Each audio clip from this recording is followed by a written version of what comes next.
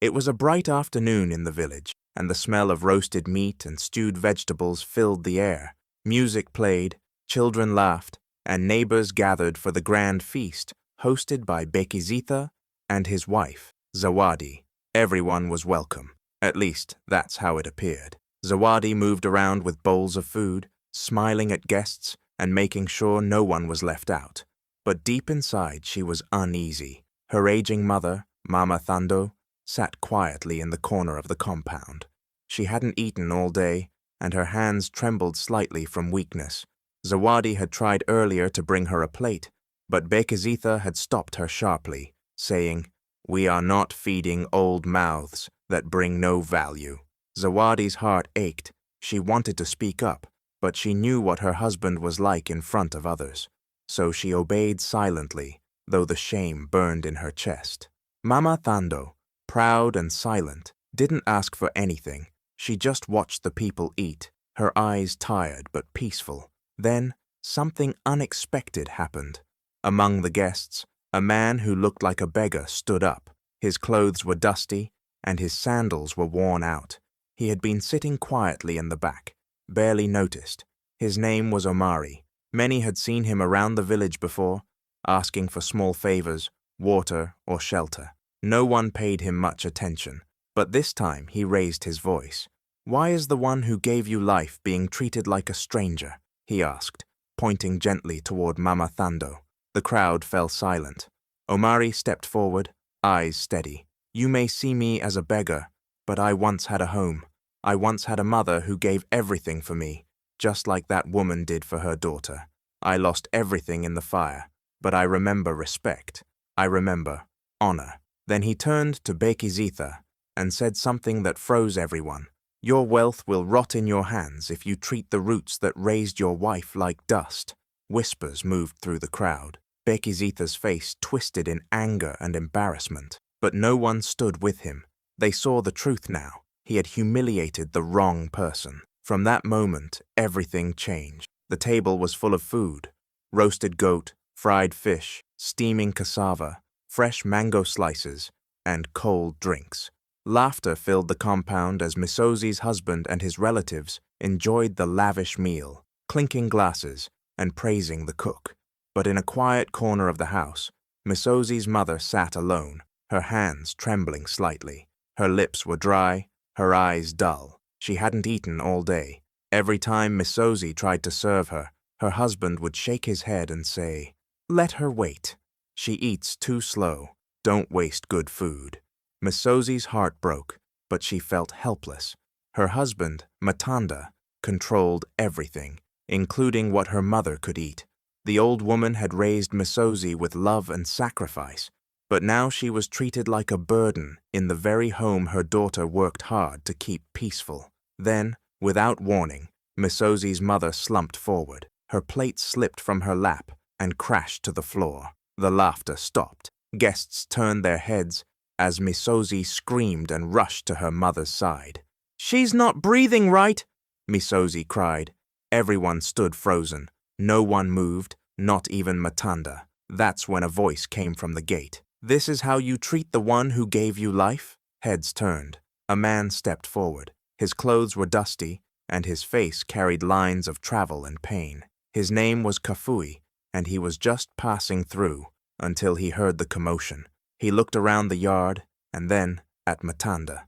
"Years ago, I was just like you," he said, "proud, rich, and blind. I let my wife push my mother aside while we threw feasts for people who barely knew our names. One night she collapsed, just like this. The crowd grew quiet. She died hungry, and I've lived with that guilt every single day," Kafui continued, his voice shaking. "Don't let your pride kill someone who once gave up food for your wife's education." Matanda lowered his eyes. Kafui knelt beside Ngozi's mother and offered her a piece of fruit from his bag. "It's not too late," he whispered. In that moment, something changed. A silence swept through the family, heavier than the heat. The truth had been spoken, the past had returned, and it demanded a reckoning. It was a warm evening, filled with music, laughter, and the smell of grilled meat floating through the air. Nyasha had worked tirelessly to prepare the family gathering, making sure every guest was comfortable and fed. Plates were passed around, drinks poured, and children danced in the open yard. But one person sat quietly under the old baobab tree, Nyasha's widowed mother. Her face was calm, but her eyes showed hunger and sadness. She had not been offered any food. Nyasha noticed and picked up a plate, carefully filling it with food for her mother. But as she turned, her husband, Tendai, blocked her path. "Where are you going with that?" he asked, loud enough for others to hear. "We feed those who contribute. She is not my responsibility." Nyasha froze, embarrassed and heartbroken. She looked around, hoping someone would speak up, but the family stayed silent, pretending not to notice. Her mother sat still, dignity wrapped around her like a shawl, though her stomach cried out for mercy. Just then, an elder in the family, Gogo Jolly, slowly stood up from her seat. Her cane tapped the ground with each step as she moved to the center of the gathering. She cleared her throat, and silence fell. Everyone knew Gogo Jolly didn't speak unless something truly mattered. "There is a prophecy," she began, her voice steady and strange. "When a man dishonors the mother of his wife, the roots of his house shall begin to rot." Gasps moved through the crowd. Gogo Jolly continued, her eyes fixed on Tendai. "Long ago, a seer said a union would rise in joy, but fall in shame unless the spirit of the mother was honored. That mother is this woman, and the day has come." Suddenly, the wind picked up, plates rattled, a jug of water tipped over without being touched. The candles on the table flickered out one by one. Tendai looked around, unease creeping into his proud expression. "This is nonsense," he muttered, but his voice shook.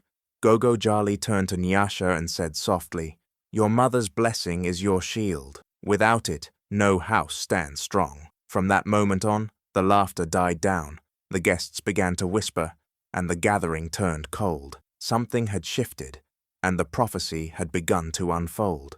It was a peaceful afternoon in the village. The smell of stew floated through the air, and children played near the mango tree. Inside the compound, Ayanda moved quickly between the fire and the table, making sure her husband's family had everything they needed. Her mother, Mama Thandi, sat quietly in the corner, her back straight but her eyes tired. She hadn't eaten since morning. Ayanda noticed and quietly filled a plate to take to her. But as she turned, her husband, Mangaliso, snatched the plate from her hands. "Why are you always feeding that old woman first?" he barked in front of everyone. "She's not a guest. She's a burden. Let her eat last like everyone else." Ayanda froze, humiliated. Her mother said nothing, just looked down at her hands. The other family members pretended not to hear, turning their faces away. Ayanda felt her chest tighten, but she stayed silent to avoid a scene. Moments later, a slow, dragging sound came from the gate. Everyone turned to see an old man, walking with a wooden crutch, his left leg stiff and dragging behind him. He wore a torn shirt, and dust clung to his feet. Some of the children laughed, but the old man simply smiled and nodded as he entered. "I smelled the food and followed the path," he said softly. "I do not beg, but may I sit in your shade?" Mangaliso frowned. "We're not running a charity. Sit outside the gate." But Mama Thandi, who hadn't spoken all day, stood up. "He may sit next to me," she said. The man slowly sat beside her. Then he looked at Mangaliso with clear, sharp eyes. "You call her a burden," he said. "But years ago, when I had nothing and was dying of hunger, this woman fed me from her own plate. I was a stranger then." Everyone turned to Mama Thandi in surprise. "She gave me food, water, and dignity. I have never forgotten her face." Ayanda's eyes filled with tears. The compound fell silent. "This woman," the old man said, placing his hand on Mama Thandi's shoulder, "is wealth in human form. If you can't honor her, then your house is already poor." Mangaliso looked away, shame spreading across his face. The truth had arrived, and it didn't need a second serving. The sun dipped low over the village as Kendi moved back and forth between the kitchen and the decorated compound. Her husband, Baraka, had invited important guests for a grand feast: pots of rice, grilled goat, sweet-fried plantains, and cold drinks lined the tables. Laughter and music filled the air, and people complimented Baraka on his generosity. But Kendi's heart was heavy. Her mother, Mama Achieng, sat quietly in a plastic chair behind the house, not offered even a plate of food. She had raised Kendi alone after her father died, sacrificing her own meals so her daughter could eat. But now, old and soft-spoken, she was treated like a shadow at her own daughter's home. Kendi tried to take her a small bowl of stew, but Baraka grabbed her wrist in front of everyone. "Put that down," he whispered harshly. "We're not wasting good food on people who didn't contribute. She's not a guest." Kendi's cheeks burned with shame. She placed the bowl back, her hands trembling. Mama Achieng had heard everything, but she said nothing. She only smiled gently, the same way she always had, even when life was unfair. Then, as guests filled their plates and the celebration reached its peak, a small voice broke through the noise. "Why is that grandma not eating?" Everyone turned. It was Baraka's nephew, a curious 6-year-old boy named Tumaini. He pointed straight at Mama Achieng. "She looks hungry. My mommy says you always feed the oldest first because they prayed for your life." Silence. Even the music seemed to pause. Baraka opened his mouth but said nothing. The elders exchanged glances. One of them quietly placed his plate down. Another woman rose and walked over to Mama Achieng with her own food, offering it with both hands. More guests followed, ashamed they hadn't noticed. Baraka looked stunned. Kendi's eyes filled with tears. She knelt beside her mother, holding her hand. Tumaini looked up innocently. "Did I say something wrong?" One of the elders shook his head slowly. "No, child. You reminded us all of something we forgot." And just like that, a simple sentence from a child brought dignity back to the one who had been cast aside and left a lesson no adult could ignore. The aroma of roasted meat and spicy stew filled the air as family members gathered under the mango tree for the traditional meal. Laughter echoed, children ran around, and relatives praised Amina's husband, Juma, for organizing such a rich and beautiful celebration. Plates were being passed, drinks were poured, and music played softly in the background. Amina moved quickly, making sure everyone was fed and comfortable. But her smile faded when she saw her mother, Mama Nia, standing quietly by the gate, holding a small bag. She had walked a long distance to attend the gathering. Her feet were dusty, and her back was slightly hunched with age. Amina rushed to welcome her in, but before she could hug her mother, Juma stepped in with a cold expression. "There's no space here," he said. "She can wait outside. This is for guests." Amina froze. Her lips trembled, but she said nothing. Her mother nodded politely and stepped back, resting on a stone just outside the compound. She didn't complain, only smiled as if it didn't hurt. But Amina's heart broke. As people enjoyed their meal, an old man with a cane passed by the gate. His clothes were simple, and he looked tired from walking. He paused when he saw Mama Nia sitting alone, outside while the feast continued inside. He watched for a moment, then stepped inside the compound. "Whose celebration is this?" he asked in a clear, deep voice. Juma stood proudly. "Mine," he said. "Is there a problem, old man?" The elder pointed to Mama Nia. "And this woman?" "She's my wife's mother," Juma replied, "but she's not a guest." The old man nodded slowly, then looked Juma straight in the eyes. "Do you remember Kitale River, 20 years ago?" Juma blinked, confused. "Yes. Why?" "I was there," the old man said. "You were starving, abandoned and near death. A woman gave you food, water, and shelter for 3 days. That woman," he pointed again, "was her." Gasps filled the air. "She saved your life, and today you shame her?" Silence fell over the feast. Plates stopped moving. Even the children stood still. Juma's face went pale. Amina rushed to her mother, tears falling freely. The old man turned and walked away, leaving behind truth like thunder in clear skies. The storm raged outside, with thunder booming and the wind howling through the trees. Talitha stood by the window, watching the rain pour down in sheets. She had just finished preparing dinner for her family when she noticed her mother, Mama Zuri, standing at the gate. Her heart sank. Mama Zuri was soaked, her face tired and lined with worry. Talitha's husband, Tunde, was sitting comfortably at the table, but he looked at her with a cold expression when she stood to go outside. "Don't even think about it," Tunde said, his voice firm. "I told you, she's not welcome here. The rain won't kill her." Talitha's lips parted in shock. "She's my mother, Tunde, and I've made it clear. She stays outside until she learns respect. Go back inside." The words felt like a slap to her face. Talitha hesitated, but her mother had already walked to the edge of the compound, standing silently under the downpour. Talitha's chest tightened as she watched the frail woman, her hands wrapped around herself for warmth. But Tunde's command echoed in her mind, and she stayed inside, trying to ignore the gnawing guilt that ate at her. Minutes later, there was a knock at the door. Talitha opened it to find a stranger standing there, drenched from head to toe, but with a calm expression. He smiled gently, his eyes kind despite the storm. "I saw your mother outside, waiting in the rain," the man said. "She's in need of shelter. I have a small hut nearby if you wish to bring her inside." Talitha's eyes widened and her heart skipped a beat. She stepped outside, her voice soft but filled with urgency. "Mama, please come inside." But her mother, standing in the rain with a steady gaze, shook her head slowly. "It's too late for me, child," she said, her voice barely above a whisper. The stranger's expression grew serious, and he placed a hand on Mama Zuri's shoulder. "You are not the one who should fear the rain tonight, but those who leave the elderly to suffer. Your daughter has been blessed with a lesson, but there's a price to that blessing."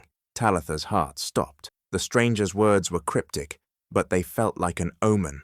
Before Talitha could say anything, the man walked away into the storm, leaving her standing there with her mother and a chilling message. Mama Zuri turned and, with a heavy heart, looked at her daughter. "One day, you will understand the weight of what you choose."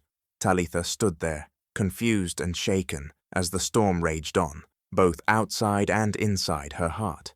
Ngozi's home was filled with the comforting aroma of freshly cooked meals. The family was preparing for the evening feast, and everyone seemed excited. However, Ngozi's heart wasn't at peace.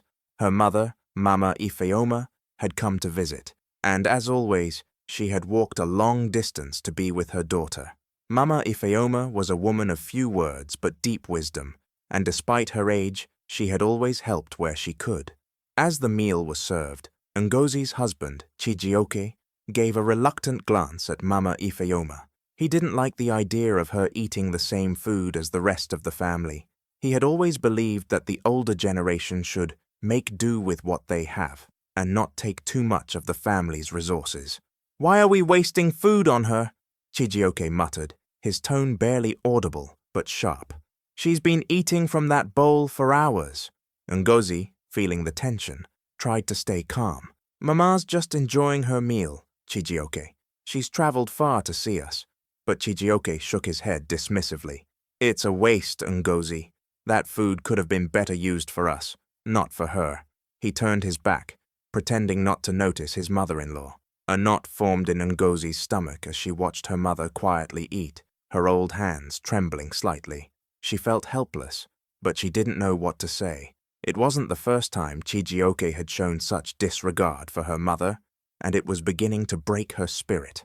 Just then, an elder passed by their home, his cane tapping rhythmically against the ground. He had seen everything unfold from the road and paused at the gate, shaking his head slowly. The elder, a man respected by all, stepped into the compound and walked toward Chijioke. Without saying a word, he reached down and turned the food bowl upside down, spilling everything onto the ground. "Now, let the curse begin," the elder said, his voice deep and heavy with meaning. A hush fell over the family. Chijioke stood frozen, his eyes wide in disbelief. The elder turned and walked away, disappearing into the distance without another word. The air was thick with the weight of his statement, and the silence that followed felt heavier than the storm clouds gathering overhead. Ngozi stared at the spilled food, the words of the elder echoing in her mind. She knew that her husband's disrespect would come with consequences, but she never imagined it would unfold like this. What had felt like a simple moment of disregard had now shifted into something much deeper, something that would change the course of their lives forever. If you enjoyed this story, don't forget to like, share, and subscribe for more powerful tales.